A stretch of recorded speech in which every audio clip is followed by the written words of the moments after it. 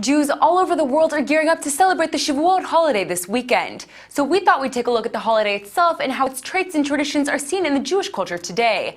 I'm joined by Rabbi Dov Lipman, who's here to tell us more about the history of the holiday and how it's still influencing Jewish people today.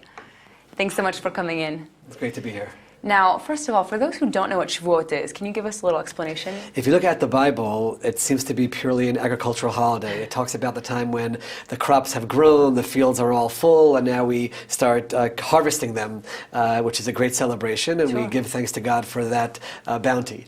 But according to our tradition, it's also the time that the people of Israel received the Torah. They actually received the Bible at Sinai. So it's become a holiday which sort of veers away from the agricultural and is very much about study. And actually, it's quite remarkable in Israel, especially, study sessions all over the country. People even stay up all night and study. And it's really getting back to the roots and getting back to the sources as the people of the book, going back to the book, and each person studying in their own way. This sounds like a very communal thing also in Israel, studying together, correct? Very much. And I even remember as a member of the parliament, I was invited as a member of Knesset to come and speak about issues that are being talked about that relate to religion and Torah and the Bible in all kinds of public settings throughout the country. Amazing. And what's you have religious and secular coming together and saying, we might have different lifestyles, but we all celebrate together this nationhood. And I think that's a great celebration. Definitely. Now, for those who don't go study, how do Jews usually celebrate this holiday?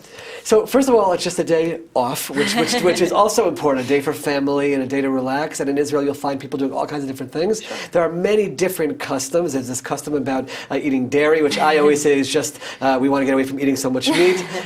People have flowers in their homes very often. And the other thing is we read the book of Ruth, which is a fantastic story about a non-Jewish woman who said she wanted to be part of the Jewish people and really celebrates our inclusive nature. We're not a nation which goes out proselytizing. We don't do missionary work. We're not asking people to join, but we do open our doors to those to want to be part of our nation and very much celebrate welcoming those who are not like us. Fantastic. Now, what are some themes perhaps that the Jewish people you think have taken from the story of Ruth, from this tradition? So the story of Ruth is very much twofold. One is the idea of embracing the stranger. You look around Israel and people around the world don't even know this, but all the diverse populations that are here and people who could be successful regardless of their backgrounds. And of course, like any population, little details have to be worked through, but that embrace of nature. I think that Israel very much represents that. But there's also an element of charity, which I think that we as a Jewish people certainly excel. Ruth actually finds her way towards her husband in an old Jewish custom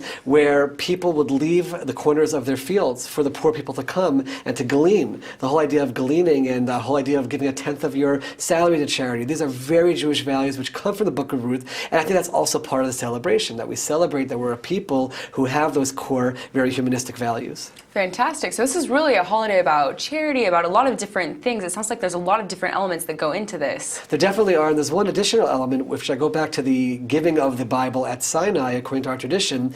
Our tradition says that the Jewish people at that time were, in Hebrew, ki ish echad b'lev echad, like one person with one heart. There was a unity.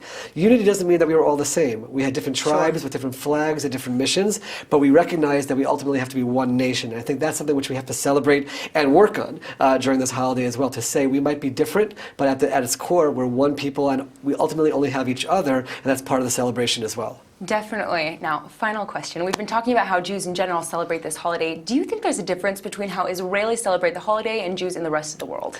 Very much so. First of all, in the rest of the world, I remember growing up, so we're walking to synagogue. The rest of the world is just going on and doing what I've been doing very often. It did come around Memorial Day, and people are doing the Memorial Day plans. Sure. And here, the country stops. The country stops. This year it happens to be 2 days because we have Saturday followed by Shavuot on Sunday. And there's a celebratory atmosphere everywhere you go. You watch the news, people will say Happy Shavuot. You look at the newspapers, they'll have their magazine for Shavuot. Is this a country coming together to celebrate? And that automatically makes a difference than celebrating in the diaspora. Well, it sounds like it really helps with the unity theme as well. Everyone's kind of brought together by the shared calendar, also a day off work and all of those Very elements. much a shared calendar, the shared values, reminding us that even if we have our differences, those core values do unite us. Fantastic. Well, thank you so much for coming in today, and happy Shavuot. Happy Shavuot to you and to everyone who's watching. Thank you. Thank you.